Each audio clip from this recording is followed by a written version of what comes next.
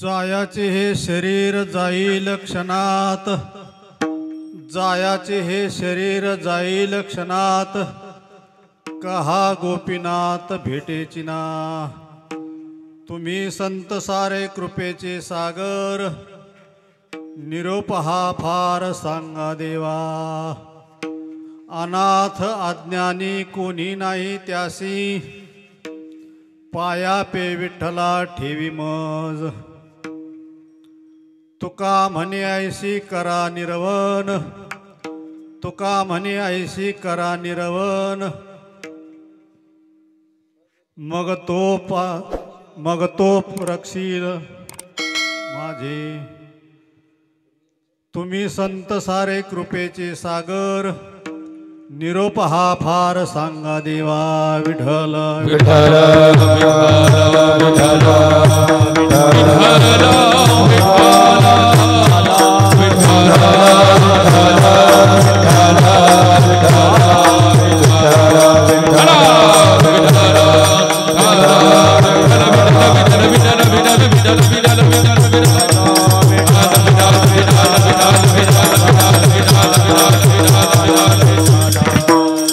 जायाचे हे शरीर राहील क्षणात, तो हा गोपीनाथ भेटेची ना। प्रस्तुत कीर्तन रूपी सेवेकरता घेतलेला जो अभंग आहे तो अभंग श्री संत जगद्गुरु देवनिवासी तुकाराम महाराज यांचा 4 चरणाचा अभंग असून या अभंगातून तुकाराम महाराज आपल्याला भगवंताने दिलेले शरीर आहे, या शरीराचा या देहाला आल्यानंतर याचा उपयोग कसा करावा किंवा याच्याकडून काय कार्य करून घ्यावं हे तुकाराम महाराज या अभंगातून सांगतात। अभंगावर बोलण्यापूर्वी थोडा परिहार द्यायचा तो येणेप्रमाणे आज या ठिकाणी असणारा हा कार्यक्रम किनिमित्तानं आहे, सर्वांना विदित आहे, पत्रिकेत पाहिलेला आहे। आमचे असणारे अण्णा यांनी धूर्त बुद्धीने आणि कार्यक्रम आखलेला आहे। आपले वडील घेतले, बहीण घेतली आणि पत्नी पण घेतली आहे की नाही, असा तिन्हीचा संगम, त्रिवेणी संगम या ठिकाणी त्यांनी साथ दिला आहे। आणि म्हणूनच कीर्तन प्रवचन ऐकायचे असतात, वाऱ्या करायच्या असतात। त्यांनी त्यांच्या जीवनामध्ये परमपूज्य गुरुवारी योगीराज तुकाराम बाबांची सेवा अव्याहतपणाने आजपर्यंत चालू आहे। शरीर थकलं तरी पण वारीला येणार म्हणजे येणार, यायचं म्हणजे यायचं। वारी कधी चुकू दिली नाही। क्वचित एखाद्या वेळेला शरीराच्या संयोगाने चुकली असेल, पण मुद्दाम होऊन अशी कामाच्या निमित्ताने काम याजन मग काम असल्यामुळं किंवा पेरायचं राहिलं मग जायचंच नाही असं कधीच झालं नसेल जीवनामध्ये। वारी सोडून हे गोष्टी तिने कधीच केल्या नाही। पहिलं वारी मग बाकीचं काम, असं हे अण्णाचं जीवन। आणि त्यांनी त्यांच्या वडिलाच्या निमित्ताने दशरथ नामदेव पाटील चव्हाण, त्यांची बहीण कमळाबाई माधवराव पवार आणि त्यांची पत्नी असणारी यमुनाबाई धर्माजी चव्हाण, असं या 3 व्यक्तीच्या निमित्ताने, त्यांच्या पुण्यस्मरणाच्या निमित्ताने हा कार्यक्रम आहे।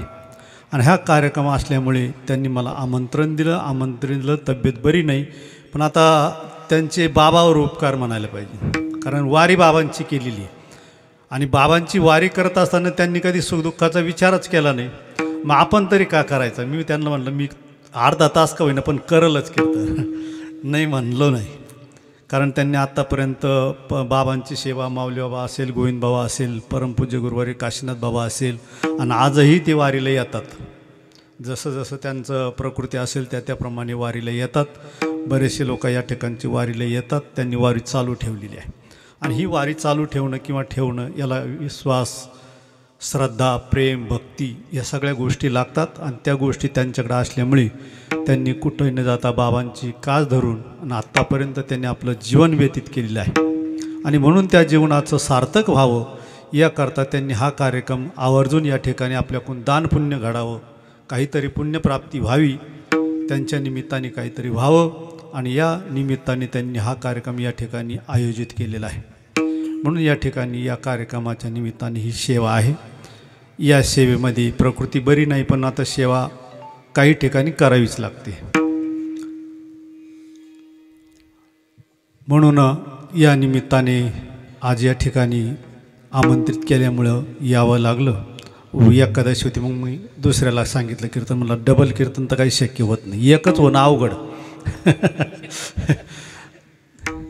काय होतं काय कळत नाही. चेकिंग सगळी झाली, सगळे टेस्ट झाल्या, सगळे रिपोर्ट झाल्या, त्याच्यात काहीच सापडत नाही. आणि प्रकृती तर काही सुधरत नाही.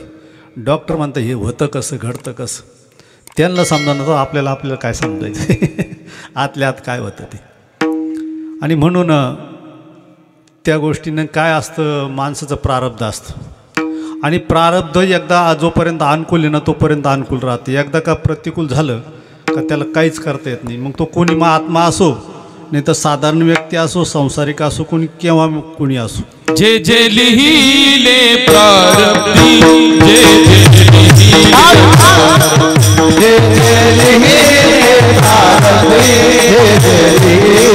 प्रारब्धी, तेना चुके कर्म कधी, तेना चुके कर्म कधी, तेना चुके कर्म कधी, तेना चुके कर्म कधी.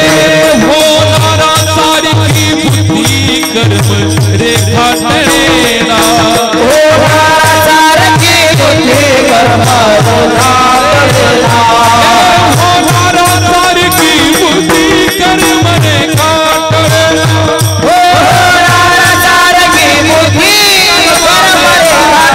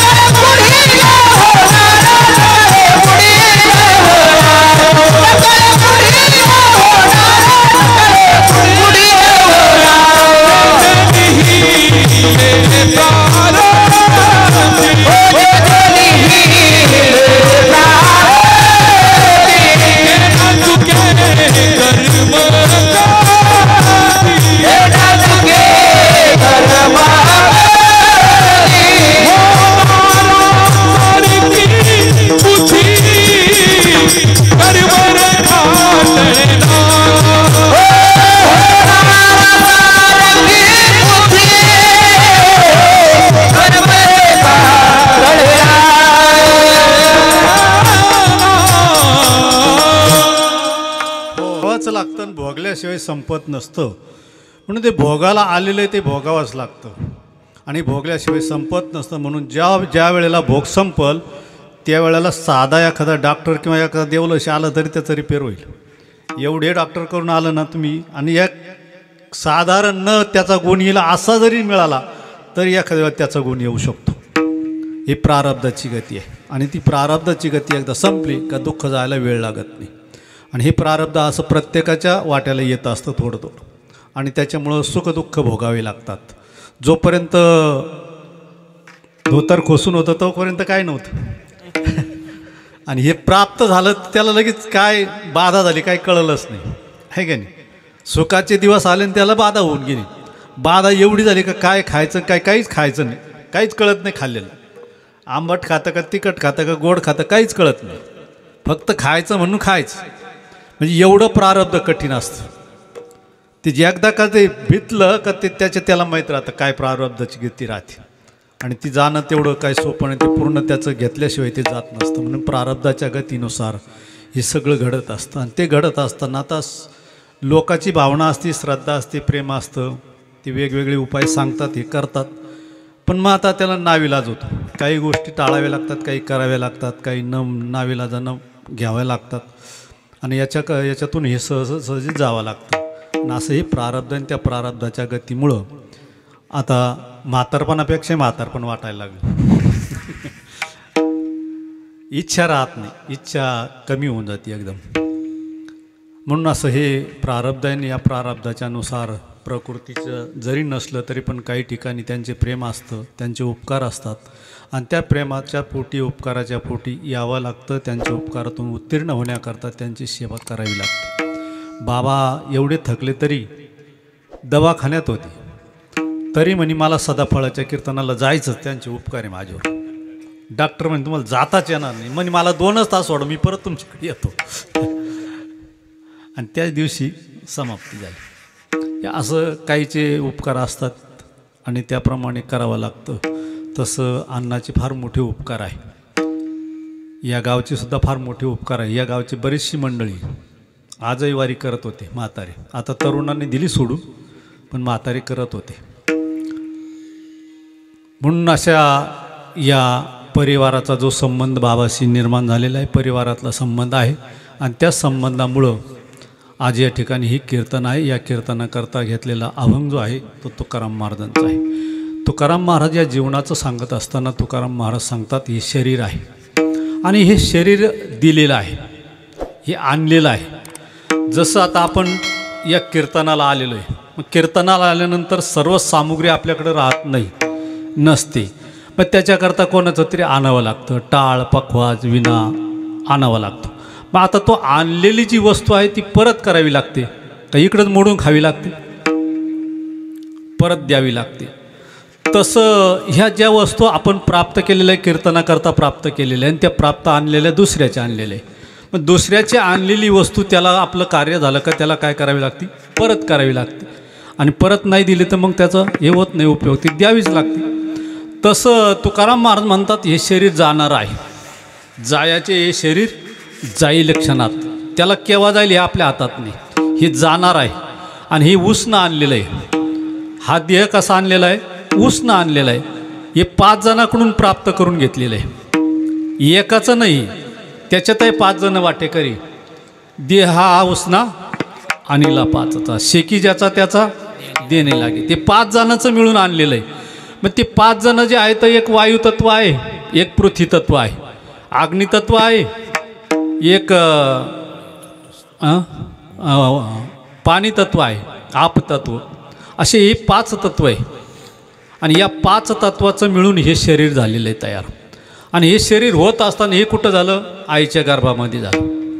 ही सगळी सामुग्री आईच्या गर्भामध्ये प्राप्त झाली आणि आईच्या गर्भामध्ये त्याची ती एकत्र जोडवणूक झाली. 9 महिने 9 दिवस त्याच्या जोडण्याकरता लागले. हे काही एकदम तयार झालं नाही. ते आणले 5चे, पण आणल्यानंतर त्याला जोडजाड करावी लागली. त्याला 9 महिने 9 दिवस लागले जोडण्याकरता. जसं एखादी गाडी आपण विकत घेतो, गाडी, ही गाडी काही एका ठिकाणची असते का, प्रत्येक पार्ट वेगवेगळ्या कंपनीचे असतात. फक्त कंपनी काय करते, एकत्र करते ना आपला शिक्का देते त्याच्यावर. मारुती गाडी घेतली, पण मारुती गाडी ही मारुतीनंच सगळं तयार केलेलं असं काही नाही. मग काही मारुती गाडीचं तयार होत असताना आपल्याकडे जर प्लॅन्ट असेल, पुण्याला प्लॅन्ट आहे, तर पुण्याला जर तयार होत असेल तर काही भोसरीहून आणतात, काही दुसरे मुशीहून आणतात, काही वेगवेगळ्या ठिकाणून ते पार्ट आणतात, नट बोल्ट काय असेल बारीक सारीक ज्या वस्तू आहे, काही बाहेर देशातून येतात, काही तिथले असतात. आणि या सर्व आणून मग ती कंपनी काय करते, आपल्या कंपनीच्या नावाखाली तिथं तयार करते, एकत्र करते. आणि ती एकत्र झाली, सगळं सिस्टीम बसली का त्याच्यामध्ये पेट्रोल टाकलं का ती चालू होते, चालू झाली का ती कामाला लागते. तसं हे शरीर या ठिकाणी या 5 जणांचं मिळून हे तत्व एकत्र येतं, आणलं जातं आणि ते आईच्या शरीरामध्ये तयार होतं. तयार झाल्यानंतर त्या ज्या वेळेला ते प्रस्तुत होतं आणि पूर्णत्वाला प्राप्त झालं का ते मात्र मध्ये थांबत नाही. मग ते काय करतं, बाहेर येतं. आणि बाहेर आलं का मग त्याचं काम सुरू होतं. जसं या शरीराचं आहे, गाडीचं आहे, तसं या शरीराचं हे तत्व 5 तत्व मिळून हे शरीर प्राप्त होतं. आणि प्राप्त झालं का मग ते बाहेर आलं का ते तयार होतं. तयार झालं का त्याच्या मागे काम लागतं, मग त्याच्या मागं नियम लागतात, व्यवहार लागतो, हे सगळ्या गोष्टी लागतात. आणि त्या लागल्या असताना मग त्याची जबाबदारी वाढते. जसं जसं त्याचं वाढ होईल तसं तसं त्याप्रमाणे त्याच्या जबाबदाऱ्या वाढतात. आणि वाढल्यानंतर मग या शरीराकडून आल्यानंतर याला काही बंधनं घातलेली आहे. तर ते बंधनं कोणते घातलेले आहे, कारण हे शरीर प्राप्त झालं का याच्या ठिकाणी बंधनं घातलेले. याच्याकरता साधुवचन आहे, याच्याकरता पितृमातृवचन आहे, याच्याकरता देववचन आहे, याच्याकरता समाजवचन आहे. या सगळ्या वचनातून जावं लागतं, या सगळ्या याच्यातून जावं लागतं, हे सगळं पाळावं लागतं. आणि या पाळलेल्या याच्यातून जर गेलं तर त्याचं जीवनकार्य चांगलं होतं. अन्यथा याला सोडून जर गेलं तर त्याचं जीवनकार्य व्यवस्थित होत नाही. म्हणून हे जात असताना, याला याच्यात वागत असताना आपल्या समाजाचं, समाज कसा वागतो, समाज काय करतो, समाजाशी कसं वागावं, समाजाने कसं वागलेलं आहे, त्यांचे काय नियम आहे, त्या नियमात राहावं लागतं. म्हणून समाजाचे नियम पाळावे लागतात, समाजाच्या नियमाप्रमाणे राहावं लागतं. त्याप्रमाणे आईवडिलाचं ऋण असतं, आईवडिलाचे नियम असतात. त्या आईवडिलाची सेवा, आईवडिलाचं काय असेल ते कार्य, त्या नियमात राहावं लागतं, ते कार्य करावं लागतं आणि त्या कार्यातून ते कार्य ते सफल होतं. अन्यथा ते कार्य जर चुकलं तर हे 3 करून त्याचा उपयोग होत नाही. म्हणून आईवडिलाचं जे कार्य आहे, त्यांचं जे वचन आहे ते मानावं लागतं, ते पाळावे लागतात, त्यांचे अनुभवा लागतात आणि त्या अनुभवातून आपण जायचं असतं. नाही तुमचं काय खरं आहे, तुम्हाला काय समजत, आता नवीन पद्धत निघाली, हे जमत नसतं. शेवटी त्यांच्यावरच यावं लागतं. जग किती सुधारलं आणि किती मोठं झालं, कुणीकडेही गेलं तरी पण शेवटी अनुभवावरच यावं लागतं. आईवडिलाच्या विश्वासावर, अनुभवावरच यावं लागतं. आणि तो जर अनुभव असेल तर तो अनुभव प्रत्यक्षात साध्य केलेला असतो, म्हणून तो खरा असतो. बाकीचं विज्ञान जे असतं हे विज्ञान अनुभवाचं नसतं, म्हणून त्याच्या मागं जाऊन उपयोग होत नाही. म्हणून अनुभवाच्या ठिकाणी जावं लागतं. आईवडिलाचा अनुभव असेल त्याप्रमाणे वागावं लागतं, ते सांगतील त्याप्रमाणे पाळावं लागतं. त्यांचे जे वचनं आहे ते पाळले तर उपयोग होतो. त्यांचे वचनं जर नाही पाळले, आपण जर आपल्या मनाच्या वचनानं गेलो, मित्राच्या वचनानं गेलो तर कदाचित फसवणूक होण्याची शक्यता राहते. म्हणून आईवडिलाचे वचनं महत्त्वाचे आहे. त्याप्रमाणे देववचन आहे. देवाने काय काय सांगितलेलं आहे, देवाने कशाकरता पाठवलेलं आहे, देव काय सांगतो, देव कशाकरता पाठवतो, ही देवाचे वचनं आहे. मग गीता असेल, भागवत असेल, ही जी वचनं आहे, संस्कृत वचनं, ही देवाची वचनं आहे. आणि या वचनाप्रमाणे वागावं लागतं. मग गीता वाचणं, गीता पाठ करणं, त्याप्रमाणे चालणं, देवाने जसे जसे कार्य केले त्याप्रमाणे चालणं, याला देववचन म्हणतात. जाने क्या जादू भरा हुआ भगवान तुम्हारी गीता में, जाने क्या जादू भरा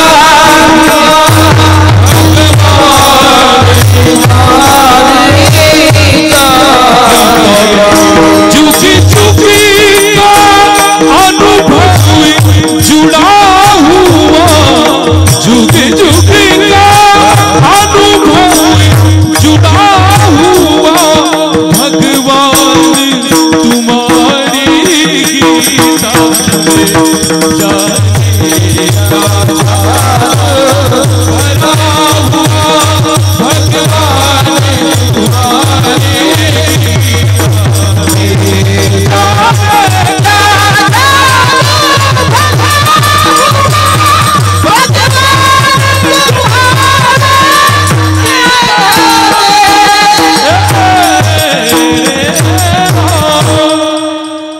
गीता वचन आहे, त्याचं वचन आहे. त्याचप्रमाणे संतांचे वचन आहेत. संतांनी सांगितलेले अनुभवलेले अनुभव, आणि ते अनुभव संतांनी आपल्या अनुभवातून जे रेखाटलेले, गाथा असेल, ज्ञानेश्वरी असेल, भागवत असेल, याच्यातून त्यांनी त्या रेखाटलेलं आहे. त्या वचनाप्रमाणे आपण वागावं लागतं. ते वचन आपण वाचावे लागतात, त्याचा अनुभव घ्यावा लागतो, त्याचं पारायण करावं लागतं, पाठ करावा लागतो.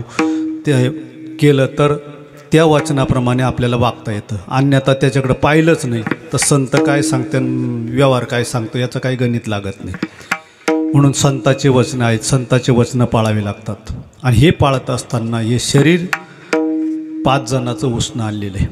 आणि आणल्या असताना ज्या वेळेला हे शरीर या ठिकाणाला येतं, जसं गाडी तयार झाली, गाडी ज्या दिवशी तयार झाली तिच्यावर तारीख पडते,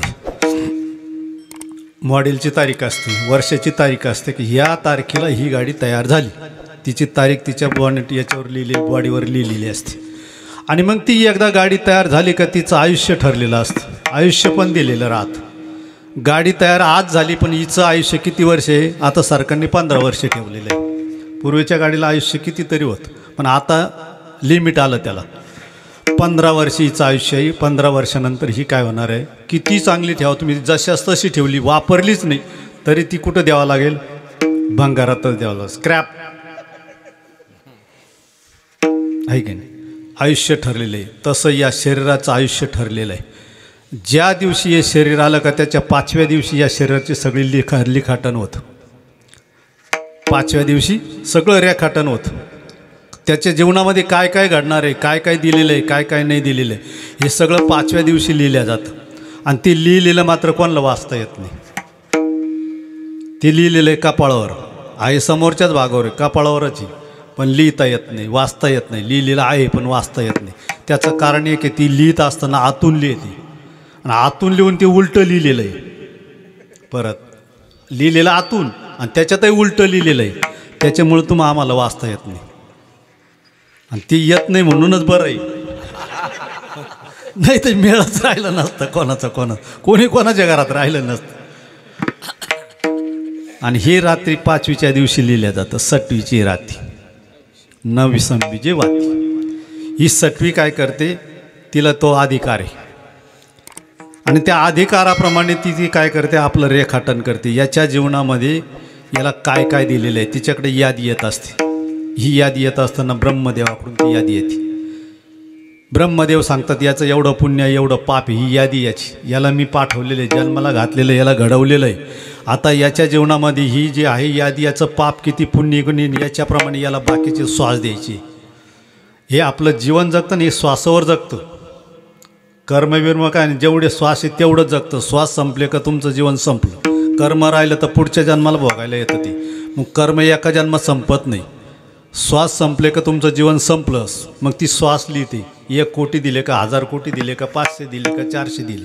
तिनं जेवढे श्वास लिहिलेले तेवढे तुमच्या नाकावाटे गेले का तुमचं आयुष्य संपलं. मग त्याच्यात कर्म काही शिल्लक राहतं, पापाचं राहील पुण्याचं राहील, कोणतं कर्म राहील ते राहिलेलं कर्म मग परत पुढचा जन्म प्राप्त होतो. म्हणून 6वीला नियम दिलेला आहे. 6वीला सांगितलेलं आहे तू याच्या जीवनाचं रेखाटन कर आणि ती एकाच दिवसात करायची, एकाच रात्रीत करायचं. 5वीच्या दिवशी लिहिल्या जातं सगळं आणि ती लिहिल्यानंतर मग ती 5वीच्या दिवशी सर्व लिहून ठेवते याच्या जीवनामध्ये काय काय घडतं. त्याचप्रमाणे घडतं. आपण कितीही प्रयत्न केले आणि काही मिळवायचं केलं तरी आपल्याकडून मिळवल्या जात नाही. प्रयत्न केल्याने संपत नसतं. जिनं लिहिलेलं आहे त्याच्याप्रमाणे ते चालत राहतं आणि त्याप्रमाणे आपली बुद्धी होत असते, त्याप्रमाणे आपलं मन होत असतं, त्याप्रमाणे आपलं तत्व होत असतं आणि त्याप्रमाणे मग हे शरीर चालतं. म्हणून असं हे 5 तत्वाचं शरीर आहे. ती 6वीनं तिला त्या आयुष्य रेखाटन केलेलं आहे, आयुष्य दिलेलं आहे आणि ते आयुष्य देत असताना ब्रह्मदेवाने पाठवलेली यादीप्रमाणे त्याचे कर्माचे रेखाटन केलेलं आहे. याप्रमाणे तुझं कर्म आहे, याप्रमाणे तुला घडल, याप्रमाणे तुला प्राप्त होईल आणि याप्रमाणे तू चालत जा. हे चालत असताना जात असताना या शरीराकडून काही कार्य करून घ्यायचे असतात.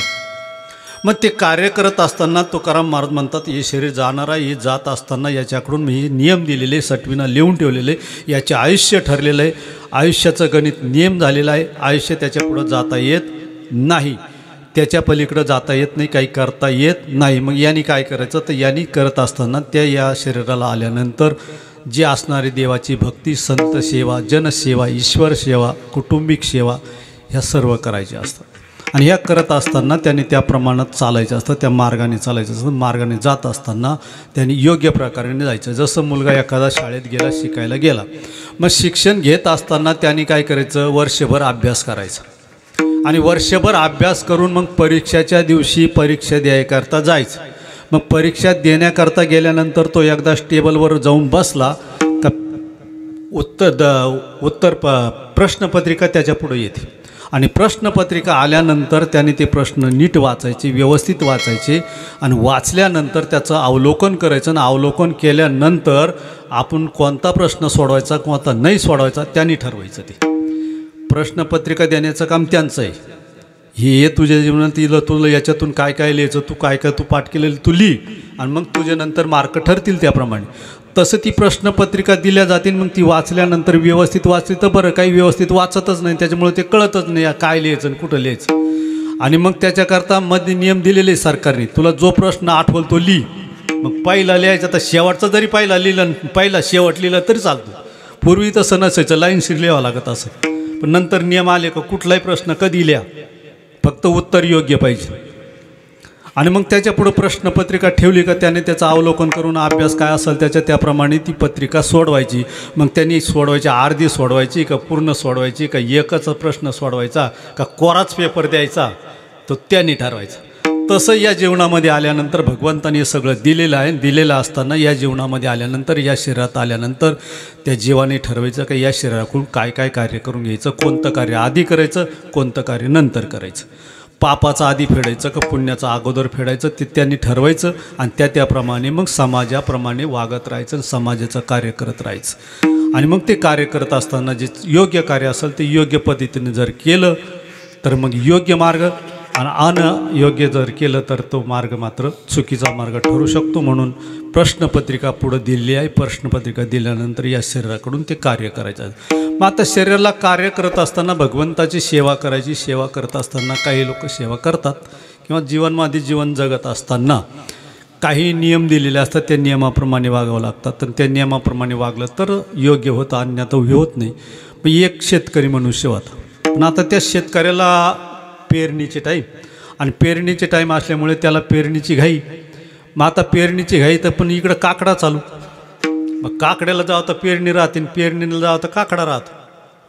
मग साधायचं काय, सोडतं तर काही येत नाही. मार्ग चांगला आहे, योग्य आहे, सगळं काही आहे. मग आता त्यांनी ठरवलं आता आपण काय करू, काकडाही करू आणि बैलही चारून येऊ. दोन्ही कार्य एका वेळेला करू. काकडा मंदिरात केला काय आणि तिथं केला काय सारखाच, काकडाच करायचा ना. मग आता आपल्याला नाही जमत ना काकड्याला झाल्या, तर मग आपण काकडा तिथंच करू. मग आता ती योग्य आहे, योग्य दिशा आहे त्याची. काकडा मंदिरात केला काय आणि तिथं केला काय योग्य आहे, काकडाच करायचा आहे. तो म्हणायचंच आहे, देवाचंच नाम चिंतन करायचं. मग त्याने काय केलं, बैल सोडले आणि काकडा म्हणत म्हणत म्हणत तो गेला. पण जात असताना त्यांनी काय केलं, बैल नेले दुसऱ्याच्याच बांधाला लावून दिले.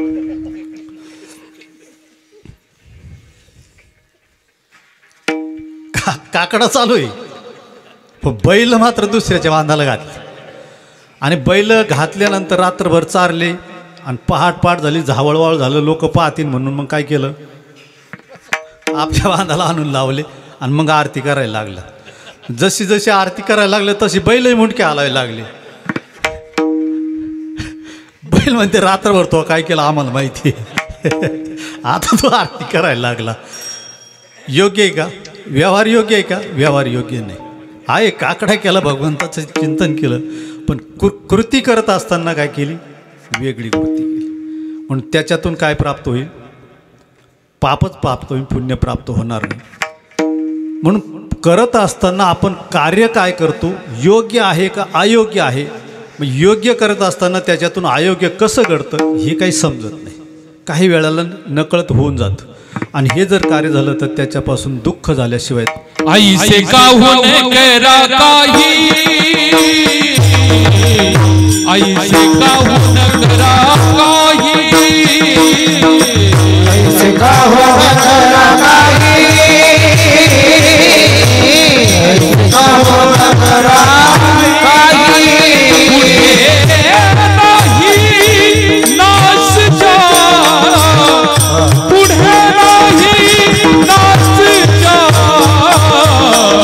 विश्वंभरा शरणागत, विश्वंभरा शरणागत, पुढे नाही नाथच्या, पुढे नाही नाथच्या,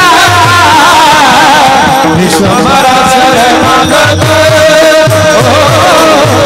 विश्वंभरा शरणागत.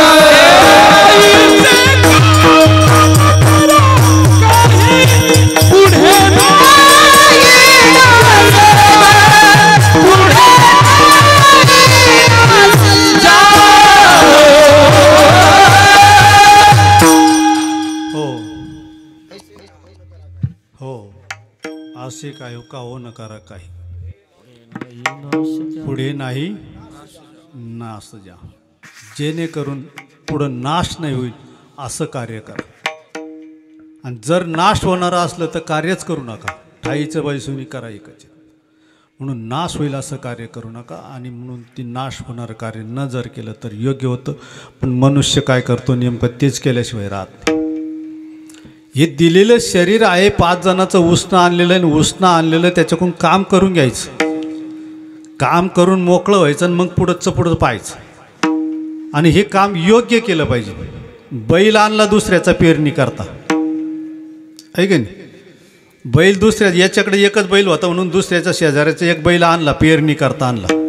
मग आता पेरणी करता आणलेला बैल आहे, त्याच्याकडून पेरणी करून घ्यायची ना. मग पेरणी करून घेतल्यानंतर यांनी काय करायचं, पेरणीला धरायचं, सगळं काही ते आपल्या बैलाबरोबर त्याला राबवायचं. आणि संध्याकाळी आले का चारा टाकत असताना 3 पेंडे याला टाकायचे आणि 2 पेंडे त्याला टाकायचे. अरे तो बैलाबरोबरीनं त्यानं आवत ओढलं, मग तू याला 3 आणि त्याला 2 का करतो, सारखं कर ना. खाऊ दे ना, त्याला तितकंच खाऊ दे ना, तुझ्या बरोबरीनं काम केलं ना. पण दुसऱ्याचं नाही तर मग काहीला सवय राहते पदर टाकून हाकायची.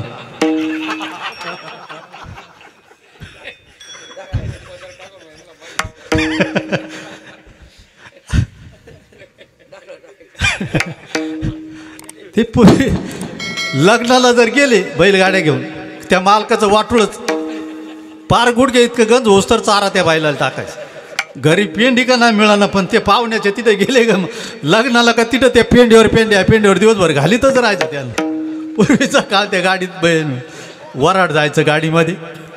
तसं हे आणलं त्याने, उसनं आणलं बाबा. अरे उसनं जरी आणला बैल दुसऱ्याचा, पण मग त्याने तेवढंच काम केलं ना.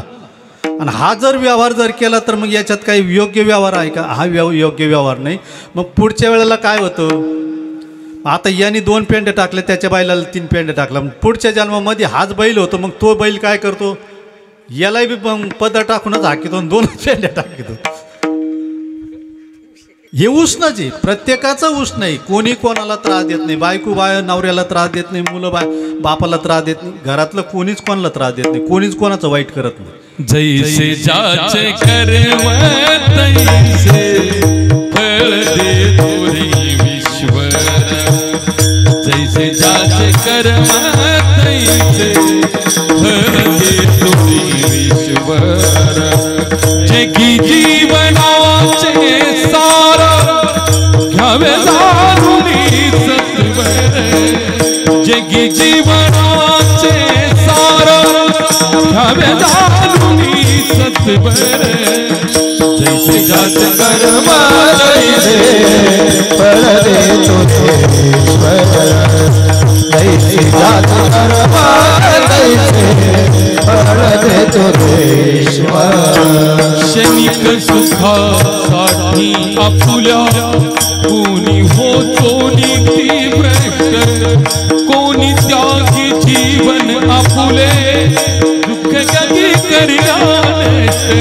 क्षणिक सुखासाठी आपुल्या कोणी होतो तीव्र, कोणी त्यागी जीवन आपुले दुःख जगी करण्याचे. सोड सोड माया सारी,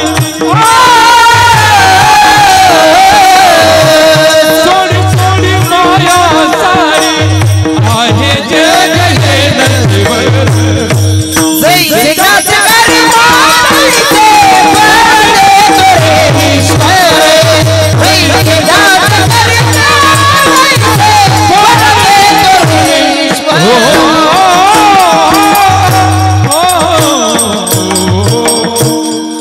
जसं तुम्ही या जीवनामध्ये कर्म कराल ना, त्याप्रमाणे भगवान परमात्मा फल देत असतो. कोणी कोणाचं वाईट करत नाही, कोणी कोणाचं वाईट नसतं. सगळे सगळ्यावर प्रेम करणारेच असतात. पण तुमचं मागच्या जन्माचं उसनवारे कर्म आहे, ते कर्म फेडण्याकरता आम्ही एकत्र आलेलो आहोत.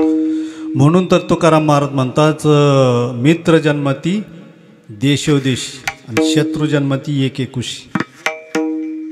शत्रू जन्मत असताना एका कुशीमध्ये येतात, कारण वैरत्व जर साधायचं असलं तर त्याला जवळ यावं लागतं, आणि मित्रत्व साधायचं असलं तर लांबून सुद्धा मित्रत्व होत असतं.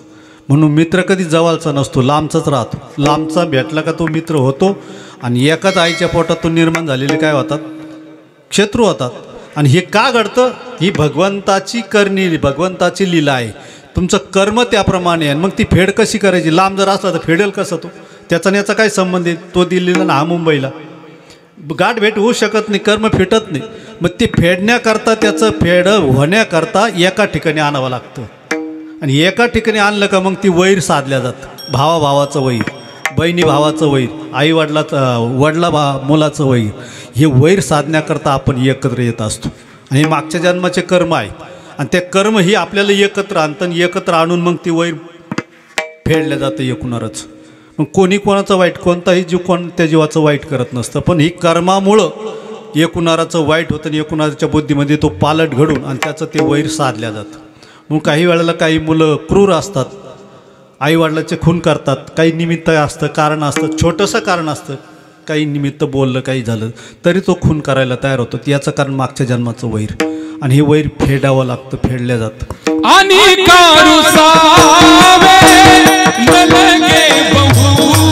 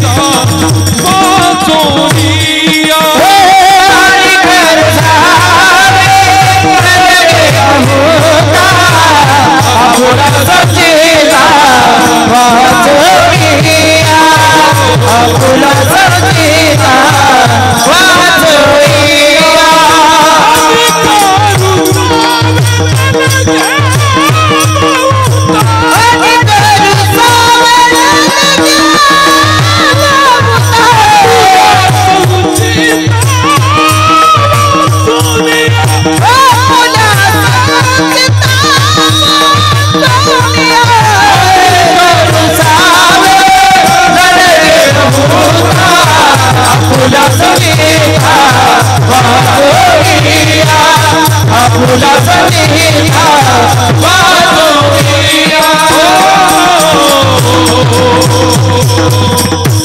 हो, आपुल्या संचिताशिवाय काही जमत नसतं. संचित हे साठवलेलं कर्म आहे. ते तुम्हाला काय केलेलं आहे, जन्माला घातल्यानंतर तुमच्याबरोबर ते गाठोडं बांधून दिलेलं आहे आणि मग ते तुम्ही भोगायचं असतं. म्हणून कर्म आहे. कर्म हे केलेलं कर्म असतं आणि ते केलेलं कर्म त्याचप्रमाणे तुमचे भोग प्राप्त होतात. मग ते त्या ठिकाणी कोणी असो, संत जरी असेल, महात्मा जरी असेल, प्रपंचिक असेल, व्यावहारिक असेल, देव असेल, सर्वांना ते भोगावं लागतं. नामा म्हणे करी म्हणे का देवाची का चुकेना, देवाची का चुकेना, देवाची का चुकेना. नामा म्हणे करी म्हणे का देवाची का चुकेना, देवाची का चुकेना.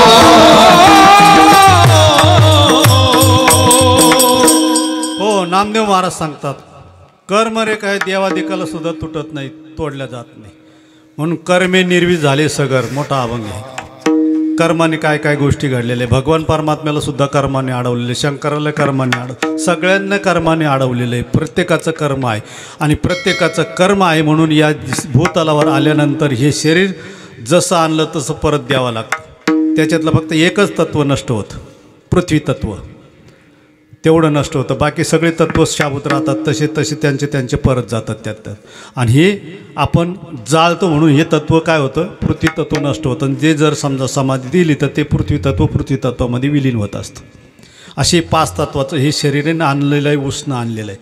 उष्ण आणल्यामुळे तुकाराम महाराज म्हणतात, हे शरीर जाणार आहे, याचं ठरलेली वेळ आहे, याचं काळ ठरलेला आहे, सगळं ठरलेलं आहे, जागा ठरलेली आहे, श्वास ठरलेले आहे. त्याच्याकरता कोणी डॉक्टर अडवत नाही, कोणीच अडवू शकत नाही. डॉक्टर जवळ जरी असला तरी तो अडवू शकत नाही. डॉक्टरच जातात काही काही वेळाला.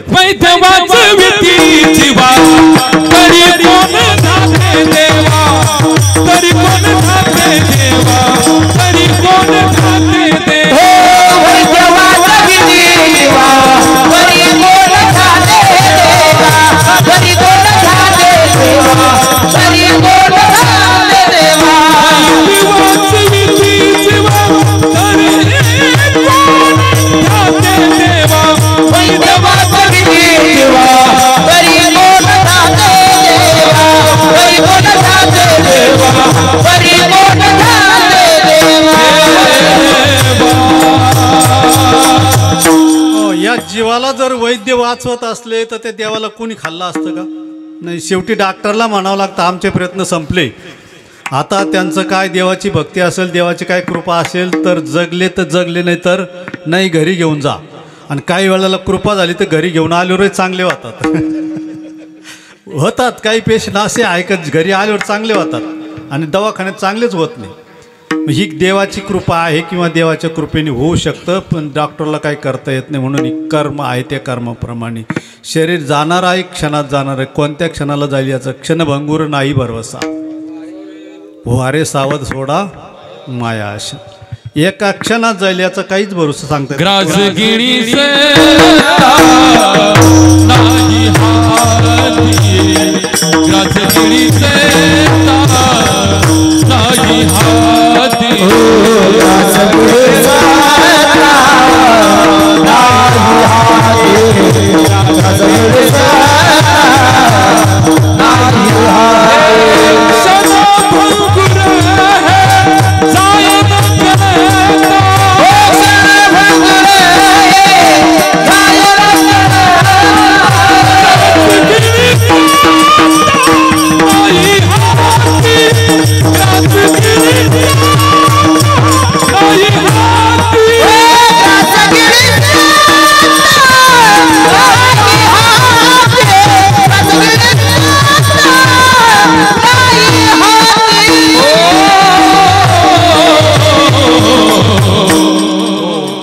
घेतलेला घास गिळवण्याची सुद्धा सत्ता आपल्या हातामध्ये नाही.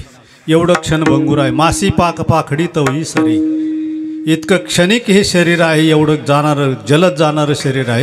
आणि असं जाणारं शरीर तुकाराम म्हणतात ते क्षणात जाणार आहे. आणि या शरीराकडून तुम्ही काय करा, भगवंताची प्राप्ती होण्याकरता, प्राप्त करण्याकरता कर्म चांगलं करा.